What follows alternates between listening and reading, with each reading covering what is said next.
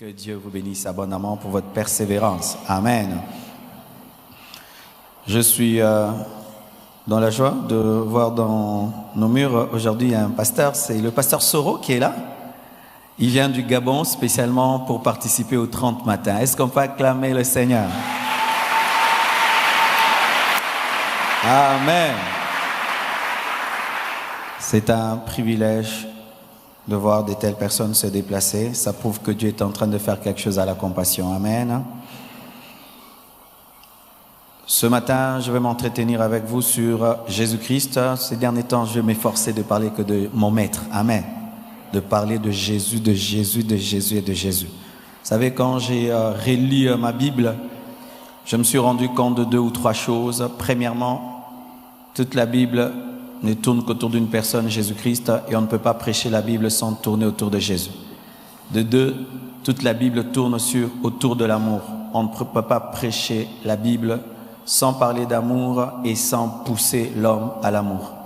Prêcher sans présenter Jésus-Christ et sans pousser l'homme à l'amour, c'est échouer le message, parce que la Bible est un livre d'amour autour d'une personne d'amour, Jésus-Christ. Amen.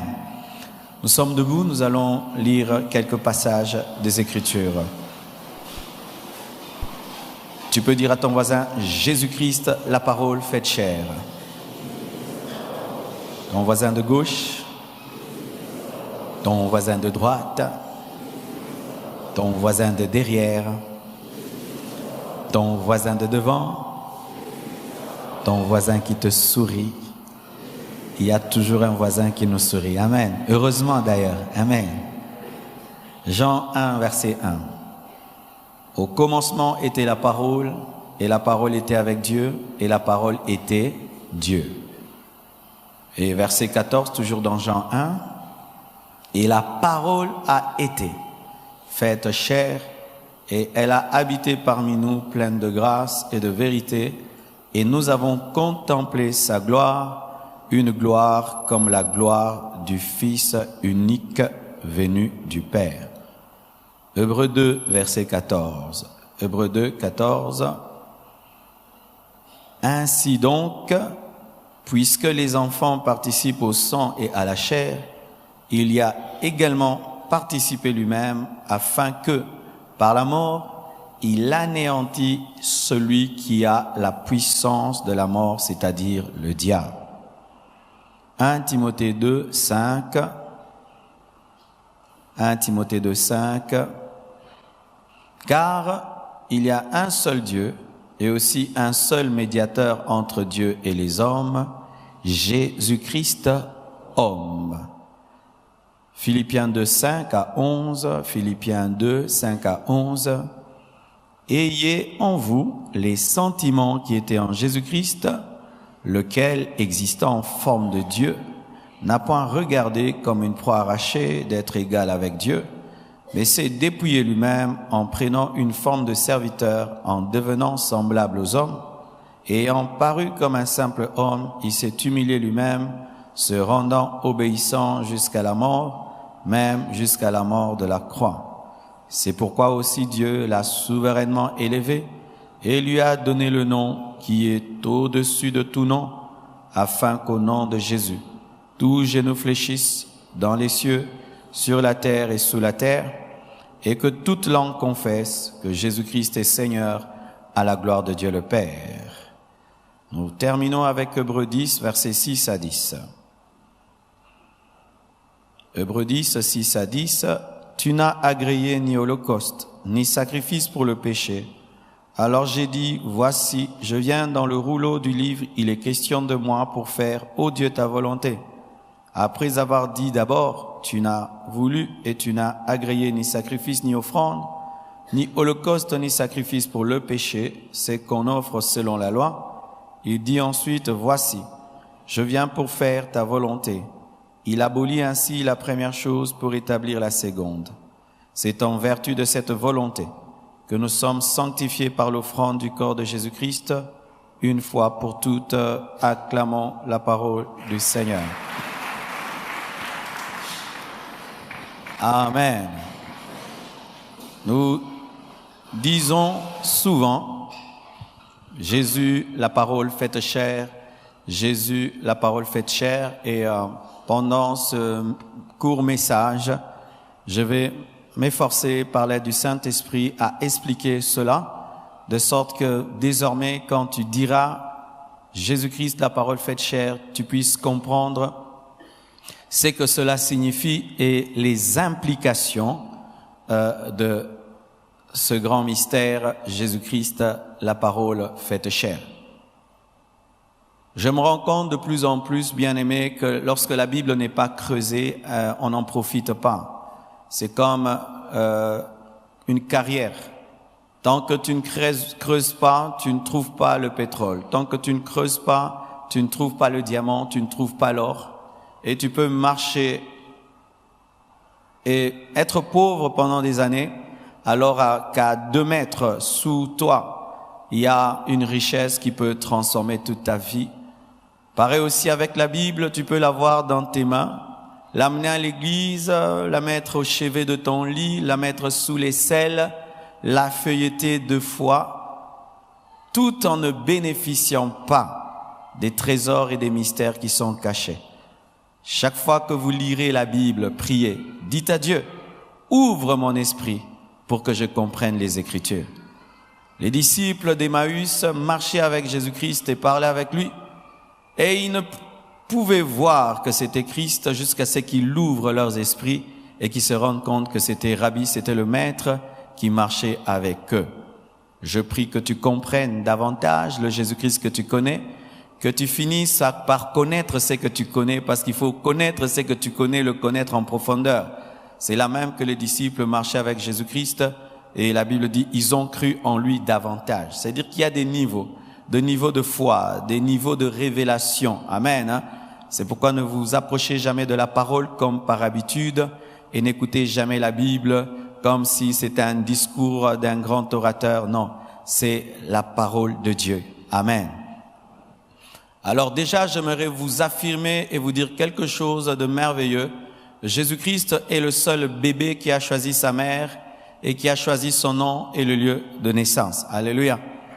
Tous les bébés sont moins âgés que leur maman, mais Jésus-Christ est le seul bébé qui était plus âgé que Marie. Amen. Tous les bébés subissent le nom que les parents décident de leur donner, Miradi, Dieu merci et tout le reste. Mais Jésus est le seul bébé qui a envoyé son serviteur, Gabriel, dire à sa servante Marie que moi, ton maître, quand j'entrerai dans ton ventre, tu me donnes pas le nom de ton père, de ta mère, tu me donnes le nom que j'ai choisi, tu m'appelleras Jésus. Jésus est le seul bébé qui a choisi le lieu de sa naissance, qui n'a pas dit oh, maman décide Ngaliema, maman décide de l'amener à Moncolé. Il a décidé de naître dans une crèche car il avait envoyé sa création, l'étoile, diriger ses parents afin qu'il puisse naître là où il veut, parce qu'il devait être une prophétie par sa naissance qu'il allait finir comme un sacrifice. Ainsi, il devait naître parmi des animaux qui devaient être sacrifiés pour prophétiser déjà par sa naissance qu'il serait un sacrifice, qu'il était né pour mourir. Alléluia. Déjà par sa naissance, Jésus-Christ est extraordinaire car c'est le seul bébé qui n'avait pas le sang de sa mère. Amen. Oui, j'aimerais vous dire que Jésus-Christ n'avait pas le sang de Marie. Il n'était pas non plus la combinaison du sang de Joseph et de Marie. Jésus-Christ était placé dans le ventre de Marie sans être touché, atteint par le sang de sa mère, et même s'il pouvait se nourrir par son cordon ombilical, il n'était pas infecté par son sang car il avait un sang divin. Je suis en train de dire des choses absurdes. Je suis en train de dire des choses irrationnelles. Je suis en train de dire des folies. Amen. Tout ce que je dis là, ce sont des folies. Oui, ce sont des folies car la prédication est une folie. Lorsque la prédication est rationnelle, ce n'est plus prêcher. Amen. Prêcher, c'est dire des folies. C'est annoncer aux hommes qui seront enlevés. Folie. C'est annoncer aux hommes qui doivent croire en quelqu'un qu'ils n'ont jamais vu. Folie. Annoncer aux hommes que bientôt, très bientôt, quelqu'un que tu n'as jamais vu reviendra. Folie. Dire aux hommes que tous leurs péchés sont pardonnés par un sacrifice qu'ils n'ont jamais vu. Folie. C'est pourquoi soyez des fous dans la présence de Dieu où tu danses pour un Dieu que tu ne vois pas. Tu pleures devant un Dieu que tu ne vois pas. Tu aimes Dieu que tu n'as jamais vu. Tu abandonnes tout pour quelqu'un que tu n'as jamais vu alors que tu es incapable de suivre des choses des gens que tu as vus. Oh, est-ce que je peux être fou ce matin? Je peux être fou ce matin. Donnez-moi la permission d'être fou ce matin. Bien-aimé, quand on dit que la parole est faite chair, retenez frère que la parole est Dieu. Ça veut dire que Dieu est devenu chair. Amen. Hein? Jésus, la parole faite chair, c'est Dieu qui devient chair. Ça veut dire que Dieu devient chair pour que la chair devienne Dieu. Si la parole est devenue chair, donc l'homme peut devenir Dieu, car la parole c'est Dieu. Ainsi, frère, en croyant en Jésus-Christ, tu as la capacité d'être comme Dieu. Amen. Hein? D'être comme Dieu, de guérir les malades comme Dieu, de chasser les démons comme Dieu, de purifier les lépreux comme Dieu, de ressusciter les morts comme Dieu, de parler et ça arrive comme Dieu, de déclarer et les choses arrivent. Pourquoi? La parole est devenue homme pour que les hommes soient comme Dieu. La parole faite chair te rend participant à la nature divine. Ce qui fait que lorsque tu crois en Jésus-Christ, tu entres automatiquement dans la nature divine parce qu'il était participant à la nature humaine, afin que les hommes aussi goûtent à la nature divine. Alléluia! Alléluia! Alors que je prêche ici, je suis conscient de deux choses. Je suis un homme, mais aussi je suis un participant à la nature divine. Ainsi, Dieu peut parler, il te bénit, et moi aussi je peux parler, je dis, sois béni et tu es béni. Est-ce que vous croyez cela? Alléluia! La parole faite chair, c'est l'immatériel qui devient matériel pour que le matériel devienne immatériel. C'est pourquoi je peux disparaître. Donne-moi la main, je peux te parler. Oui, lorsque tu crois en ce qui n'était pas vu, qui est vu, toi aussi qui es vu, tu peux être non vu. Ainsi, quelqu'un peut t'attaquer par la sorcellerie, il arrive chez toi, il ne te voit pas. Pourquoi? Tu as reçu la parole invisible qui devient visible pour que toi tu deviennes invisible. Attaque-moi la nuit, tu vas chercher mon adresse, tu ne trouveras pas. Tu chercheras mon lit, tu ne trouveras pas. Pourquoi? L'invisible est devenu visible pour que moi qui suis visible, je puisse devenir invisible. C'est pourquoi la fin de ta vie sur la terre se fera par la disparition appelée l'enlèvement, car nous avons reçu une parole qui est devenue chair pour que la chair devienne invisible comme la parole. Ce qui fait que l'enlèvement n'est pas une disparition, car ce n'est pas parce que nous ne voyons pas l'air que l'air a disparu, et ce n'est pas parce que tu disparaîtras que tu ne seras pas. Tu iras dans les noces de l'agneau, tu iras dans la nouvelle Jérusalem céleste. J'annonce ta disparition. J'annonce ton enlèvement. Je dis j'annonce ta disparition. La Bible me dit qu'Enoch, avant le temps de la grâce, marcha avec le Dieu invisible, et tellement qu'il avait côtoyé l'invisible, il a fini par disparaître. Si un homme qui a existé avant la croix, avant l'effusion de l'esprit, a pu disparaître à cause de sa communion avec l'invisible, à combien plus forte raison l'Église tout entière disparaîtra. En soi, au travers d'Enoch, Dieu est en train de s'exercer à enlever les gens. De la même manière que les gens, avant de se battre, essaient avec 50 kilos pour donner des coups. Il a enlevé Enoch, il a enlevé Élie, afin de dire qu'il va enlever l'église, car Élie et Enoch étaient des préfigurations de l'enlèvement. Si ce qui ne se voit pas a été vu, ce qui est vu ne sera plus. La parole faite chair veut dire encore ceci, que ce qui est grand est devenu petit pour que ce qui est petit devienne grand. C'est pourquoi je t'annonce, chrétien, tu es condamné à être grand, car la grandeur s'est dépouillée et limitée afin de te prendre et de t'élever. L'ascenseur ne descend pas seulement, l'ascenseur monte toujours. Si tu vois l'ascenseur descendre, l'ascenseur montera. Et si Jésus est descendu, c'est dire qu'il montera. Mais pas seul, il montera avec toi. Il est mort avec toi et il ressuscite avec toi. C'est pourquoi je déclare que je réussirai dans ma vie. Je serai grand, je serai puissant, j'atteindrai mes objectifs. Pourquoi? La parole s'est faite chair pour que la chair puisse être élevée. C'est pourquoi lorsque Jésus, la parole, a rencontré Pierre en train de pêcher les poissons, il lui a dit, tu deviendras pêcheur d'hommes. Tu quitteras la dimension des poissons pour devenir un pêcheur des hommes. La parole faite chair. La parole faite chair, c'est dire aussi que l'immortalité devient mortelle pour que les mortels deviennent immortels. Écoutez cette précision. Souvent, lorsque nous disons que Jésus-Christ est Dieu et homme, les gens ont du mal à comprendre comme s'il faisait du théâtre. Jésus-Christ n'a jamais fait du théâtre. Lorsqu'il est venu sur cette terre, il s'est dépouillé de son omnipotence. Il s'est dépouillé de son omniscience. Il s'est dépouillé de son omniprésence. Lorsque Jésus était à Jérusalem, il n'était pas en Galilée. Amen. Hein? Il s'est dépouillé de cette capacité d'être partout. Et tous les miracles que Jésus-Christ a fait en tant qu'homme, il les a pas fait en tant que Dieu, il les a fait dépendant du Saint-Esprit comme toi et moi. Et tout ce que Jésus-Christ connaissait, il le connaissait par le Saint-Esprit. Toutes les manifestations de puissance qui ont eu lieu dans le ministère de Jésus-Christ étaient par l'action de l'Esprit comme toi et moi, pour que nous, hommes aujourd'hui, nous puissions croire qu'en croyant en Jésus-Christ, nous pouvons aussi expérimenter ce qu'il a expérimenté. Jésus-Christ, chair, est mort parce qu'il s'est dépouillé de sa divinité, parce que Dieu ne meurt pas. Si Christ ne s'était pas dépouillé de sa divinité, on allait le crucifier toute la journée, il n'allait pas mourir. Tu le crucifies, le sang ne sort pas. Tu le tapes, ça lui fait rien. Alléluia. Il est le créateur de ce qui a créé les clous. Alors les clous ne peuvent pas le tuer en tant que Dieu. Il fallait qu'il soit homme pour que le clou le tue.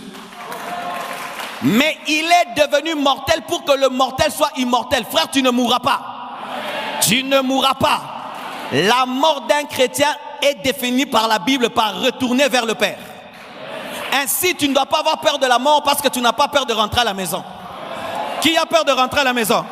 Mourir, c'est rentrer à la maison. Lorsque tu as l'immortalité, mourir, c'est rentrer à la maison. Oh, donne-moi un amen. Un chrétien ne meurt pas. Un chrétien ne meurt pas. Jésus-Christ est mort pour que tu ne meurs pas. L'immortalité est devenue chair mortelle pour vaincre la mort, afin que toi qui es le petit frère du ressuscité, toi aussi tu ne meurs jamais. C'est pourquoi si un chrétien meurt, ne pleurez pas. Il est rentré à la...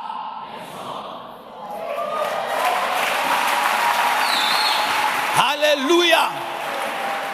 Parole faite chair veut dire encore se rendre pauvre pour que les pauvres deviennent riches. Bien-aimé, tu n'as pas besoin d'être fils de riche pour être riche quand tu as Jésus. Tu n'as même pas besoin de relations.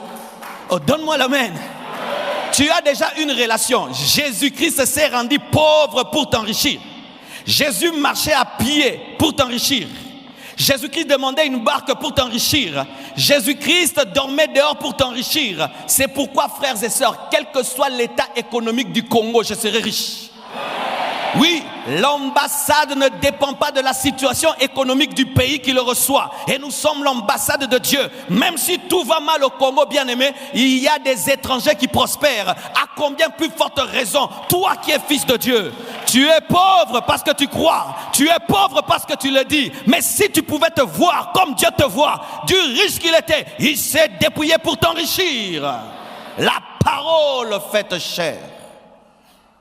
La parole faite chair veut dire encore ceci, qu'il est possible de toucher ce qui ne se touche pas. Et j'aime ce qu'on chante au Congo. Ndoto elati, Tout ce que Dieu t'a promis, Dieu l'accomplira. Et tu finiras par le toucher. Tu finiras par le palper. Je dis, tu finiras par le toucher. Marie avait entendu la parole, qu'elle allait engendrer Dieu, jusqu'à ce qu'elle a touché la parole. Elle a commencé à allaiter la parole, mettre les couches à la parole. Tu mettras des couches à la promesse. Tu nourriras la promesse. Tu verras la promesse grandir. Et je déclare au nom de Jésus-Christ que les rêves que tu as reçus de Dieu puissent se réaliser, s'accomplir. Il n'est pas fils de l'homme pour mentir ni pour se repentir. Ce qu'il te promet, il accomplira. Il a promis à Abraham un enfant et il lui a donné un enfant. Il a promis à David un roi sur son trône et il lui a donné. Tout ce qui est immatériel promis par Dieu finit par être touché. Tu le toucheras, tu le palperas. 1000 rêves, 1000 accomplissements, 1000 promesses, 1000 accomplissements. Croyez en ce que Dieu vous a dit et osez parler la parole. Créez des choses par la puissance de l'esprit. La parole faite chair, l'immatériel touché. Alléluia. Bien-aimé frère, Dieu ne t'amuse pas à te promettre. Non, il te parle pour que tu croies afin que tu touches. Et je t'assure, Dieu quand il promet, c'est comme si des fois il s'amuse à te donner des espérances. Mais je vous dis, il ne s'amuse pas. Il est celui qui peut promettre à une femme doublement ménopausée un bébé. Et il reviendra l'année prochaine à la même période. Et il accomplit cela. Je me souviens dans ma jeunesse, des prophètes me disaient des choses. Imagine que tu habites chez vous à Sansikini, dans une petite chambre, dans un lit en étage. Ton petit frère dort en haut et toi en bas. Et on te dit, Dieu me montre que tu iras dans le monde entier. Tu ne connais même pas où se trouve l'ambassade. Tu n'as même pas un passeport. Tu n'es même jamais allé à Brazzaville ni à Matadi. Mais après des années, la parole s'est faite chair. Après des années, la parole s'est faite chair. Et que Dieu me pardonne de m'être moqué des prophètes. Oh, Nzambe limisangai, bakosa kite, nande nazalaki. Mutumangongi, bien-aimé frère, ne crois pas en retard, crois maintenant. Ta situation n'est rien par rapport à la puissance de Dieu. Frères et sœurs, ce que Dieu t'a dit, si c'est lui, je dis si c'est lui, cela s'accomplira. Jésus-Christ est devenu chair pour vous dire que toutes les promesses qui sont faites dans la Bible finiront par s'accomplir. La nouvelle Jérusalem s'accomplira, l'enlèvement s'accomplira, la résurrection de tous les morts s'accomplira, le jugement dernier s'accomplira, le baptême du Saint-Esprit s'est accompli et toutes les autres promesses s'accompliront. Oh, donne-moi l'amen. La parole faite chair veut dire aussi que tout ce qui est caché finira par se manifester. La parole est parlée, on ne la voit pas. Mais un jour, c'était un beau garçon de 33 ans. Alléluia. Ésaïe a prophétisé. Un enfant nous est né. Un fils nous a été donné. Et la domination reposera sur ses épaules. C'était la parole. Jusqu'à ce que l'ange Gabriel vienne parler à Marie. Et que cet enfant puisse naître. Et qu'il puisse grandir. Et à l'âge de 30 ans, il va dans le désert. Et bien aimé, il sort du désert. Il lit la parole et il dit, aujourd'hui, cette parole de l'écriture vient de ça. Je suis ce qu'Ésaïe a dit. Touchez-moi. Je suis le verset.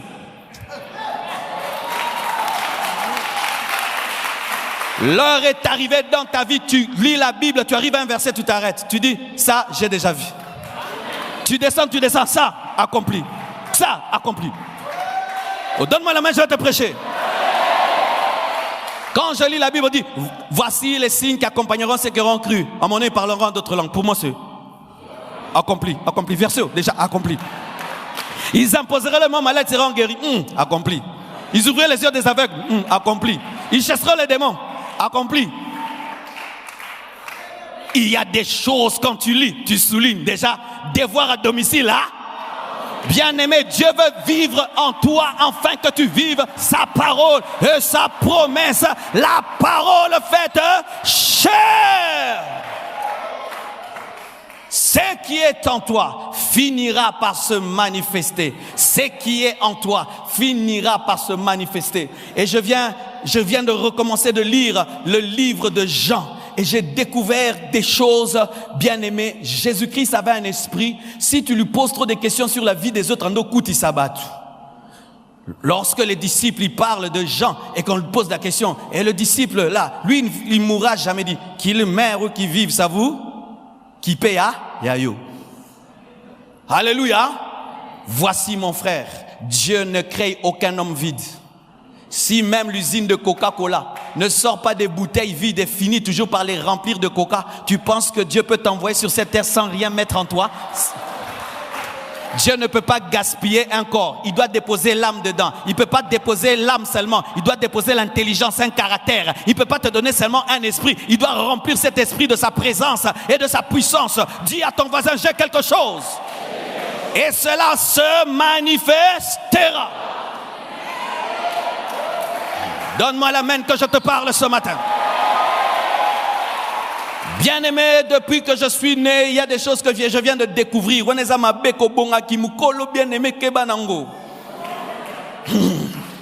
Je viens d'aller au zoo, à l'âge que j'ai.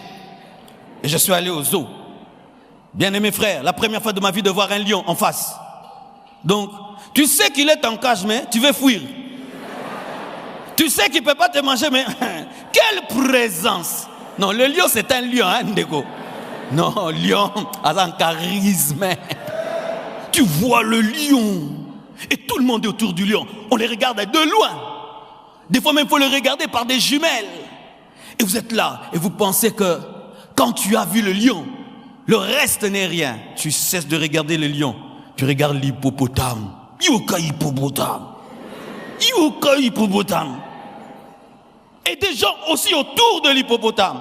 Tu finis de regarder l'hippopotame. Tu vois le zèbre, quelle classe! Comme si on l'a dessiné, comme si on l'a peint. Non, Dieu, il faut le laisser.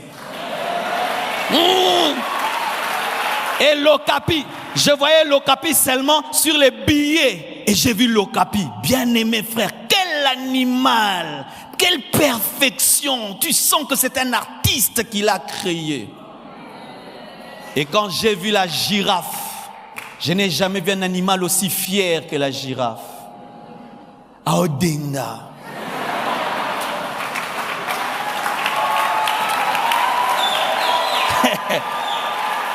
Je t'assure, on croirait un mannequin de Versace.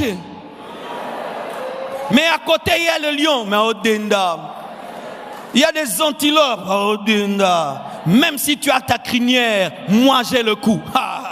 Même si tu es robuste, mais moi j'ai le coup. Bien-aimé frère, Dieu a déposé quelque chose en chacun de nous. En chacun de nous. En chacun de nous. Tu dois seulement le manifester.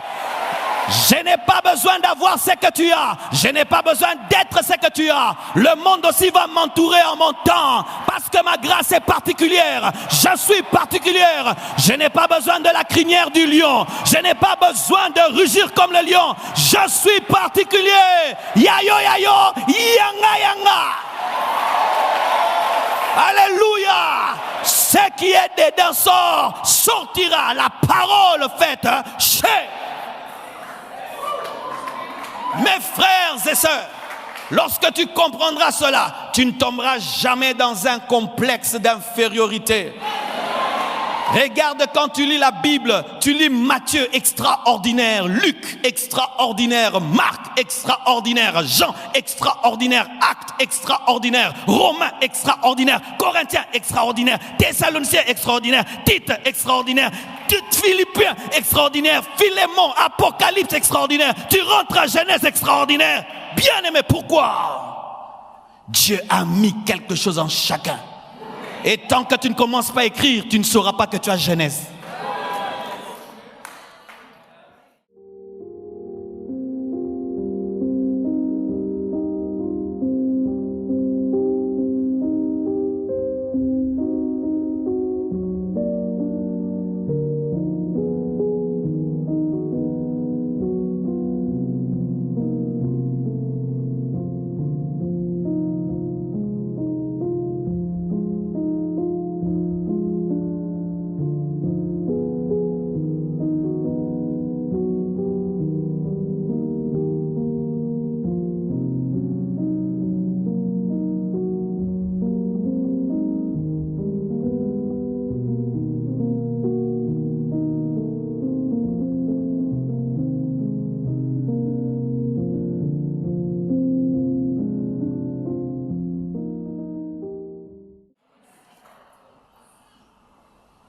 lorsque Dieu a voulu sauver le monde et qu'il a regardé autour de lui, devait sauver le monde de manière parfaite. Fatigué qu'il y ait des sacrifices et des sacrifices.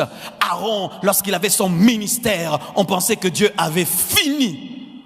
Jusqu'à ce que Jésus-Christ puisse entrer. Un souverain sacrificateur différent. Voici l'une des grandes différences entre Aaron et Jésus. Aaron entrait avec la mort de quelqu'un d'autre, d'un animal, pour ses péchés et pour le péché du peuple. Mais Jésus n'avait rien en main. Il est devenu le sacrificateur sacrifice. À la fois celui qui donne l'offrande et à la fois l'offrande.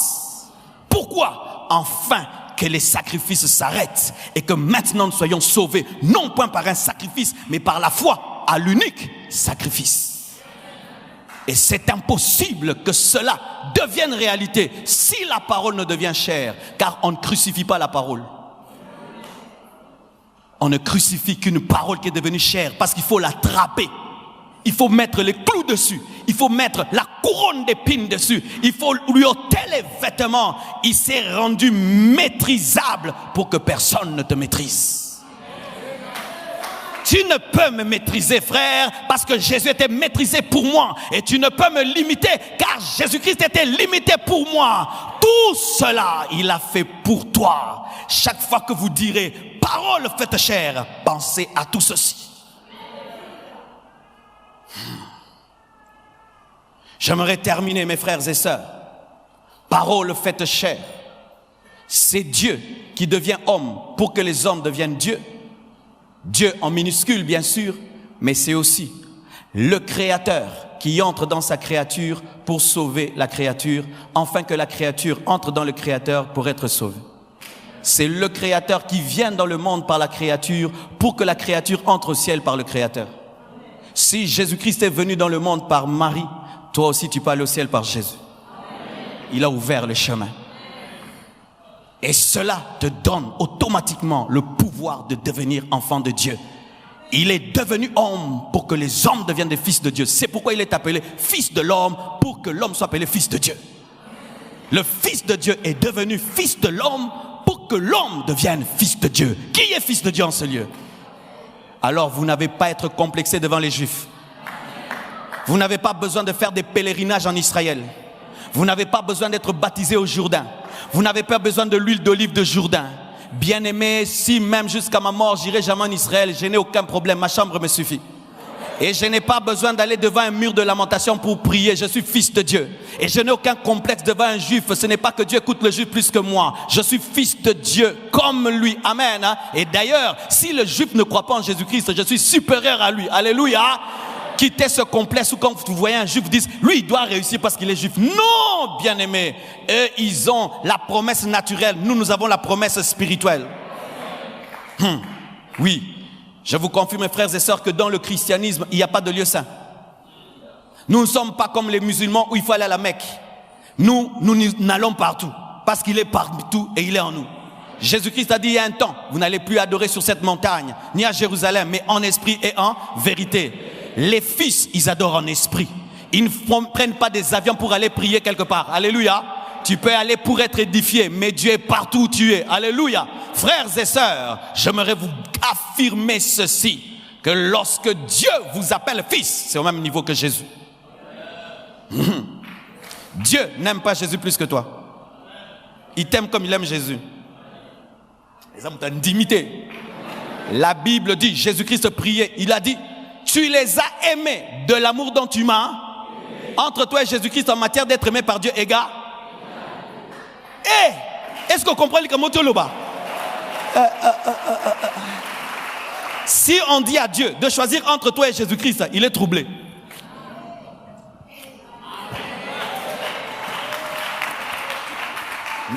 Oh mon Dieu, en soi, le français est petit pour dire ce que je veux dire. C'est pourquoi il faut des fois prêcher en langue.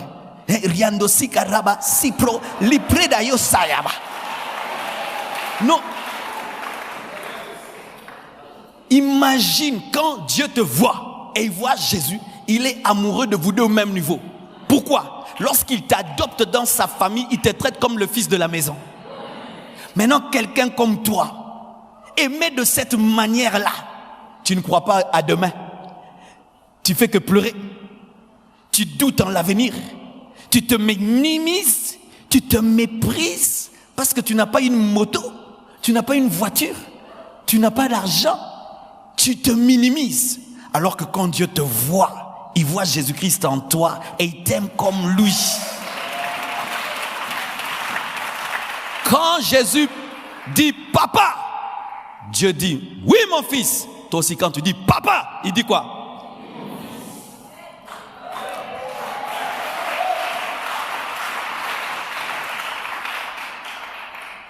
La parole est devenue chair pour que la chair vive la parole. S'il a pu vivre notre vie,